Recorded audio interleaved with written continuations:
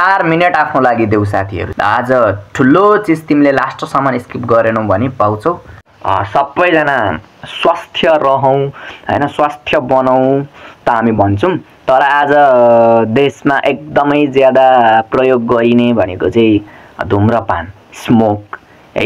जुन एउटा सानो यत्रो हुन्छ होला, त्यो स्मोकले आज कत्रो ठुलो चीजहरु निम्त्याइरहेको छ, जुन चाहिँ आज हामीले देख्दै पनि देख्न सकिरहेको छैनौं का हैन। जबकि बट्टामै लेखिएको हुन्छ इट इज डेन्जरस भनेर, त्यहाँ कस्तो कस्तो सिम्बलहरु दिएको हुन्छ, तर पनि ज्यादा से ज्यादा प्रयोग भइरहेको छ। सो मेरो question, how many people are injured from smoking in Nepal? नेपालमा मात्र कति जना मान्छे चाहिँ छ त हैन जो चाहिँ त्यसको शिकार भएको छ अथवा मृत्यु भएको छ? करिबन एक वर्ष भित्रमा चाहिँ 27,000 देखि 28,000 जना सम्म मान्छेहरु चाहिँ स्मोकै कारणले गर्दाखेरि ड्युरिङ उनीहरुको लङ्स बिग्रेर हार्टहरु ड्यामेज भएर हैन, अनि श्वास प्रश्वासको प्रणालीमा समस्या भएको कारणले गर्दा, यस्तो धेरैवटा कारणले गर्दा आज मान्छेको मृत्यु भइरहेको छ। सिर्फ एउटा 5 रुपैयाँ त 20 रुपैयाँको त्यो स्मोकले 27 देखि 28,000 जना मान्छे मर्दैछ। अब धूम्रपान स्मोक गर्दाखेरि कुन कुन अंगलाई चाहिँ असर गर्छ त भन्दा यहाँनेरि भनेको छ, संक्षेपमा भन्नुपर्दा धूम्रपानले फोक्सो मात्र होइन, मुटुदेखि मृगौला, पेटदेखि छाला, मुखदेखि प्रजनन प्रणालीसम्म सबै अंग बिगार्छ भनेको छ। यानी कि टोटल चीजै ड्यामेज गर्दो रहेछ, डिस्ट्रोय गर्दो रहेछ। 20 रुपीजको सिगरेटले आज हाम्रो करोडौंको धनराशि यो शरीरलाई नै ध्वस्त बनाइरहेको छ। अनि के हामी अझै पनि सही बाटोमा छौं त?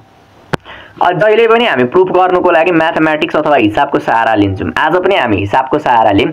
20 रुपैयाँ एउटा मान्छेले दिनमा 20 रुपैयाँको चुरोट खान्छ अरे, मानव उसले 5 वटा सिगरेट दिनमा खायो भने 20 × 5 गर्दाखेरि 100 भयो हैन।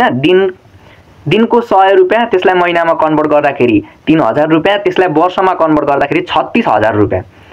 दिनको 5 वटा सिगरेट खायो भने त्यसको वर्षमा 36,000 रुपैयाँ खर्च हुँदो रहेछ सिर्फ खानुको लागि।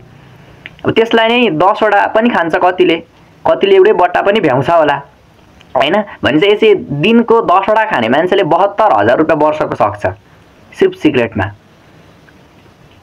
अनि अब त्यसले आउनेवाला ठुलो समस्या चाहिँ के छ त? हामी त्यसमा हेरौं का।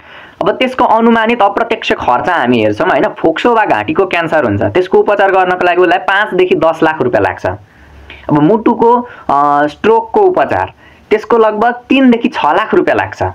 फोक्सो सम्बन्धी COPD भनेको छ यहाँ को औषधि प्लस अस्पताल खर्च यताउति गर्दा महिनाको यताउति गर्दै गर्दा 15 देखि 20,000 रुपैयाँ त्यसमा लगातार खर्च हुन्छ। यानी कि 1000 रुपैयाँको सिगरेट खर्च गरेर शरीर पनि बिग्रिदैछ, अनि त्यसलाई फेरि उपचार गर्नको लागि लाखौं रुपैयाँ खर्च गर्नु पर्दैछ। चाहिँ हामी कहाँ स्वास्थ्यको लागि हिँड्दैछौं त? हामी पुरा अस्वस्थता चाहिँ अपनाउँदै छौं। अनि के यही चाहन्छौं त जिन्दगीभरि?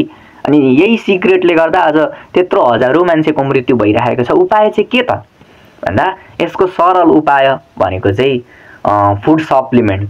तपाईले यदि आफ्नो शरीर बिगार्नको लागि वर्षको 43,000 खर्च गर्न सक्नुहुन्छ भने आफ्नो शरीर बचाउनको लागि कमसेकम 10 देखि 12,000 रुपैयाँ खर्च गर्न इजिली सक्नुहुन्छ है। अब यो फुड सप्लिमेन्ट के हो जान्न चाहनुहुन्छ? कुन चाहिँ सप्लिमेन्ट खाँदै गर्दाखेरि ठीक हुन्छ भन्ने कुरा तपाईलाई जान्नु मन छ भने जसले यो भिडियो तपाईलाई सेन्ड गर्नु भएको छ उहाँसित सम्पर्क गर्नु होला। धन्यवाद।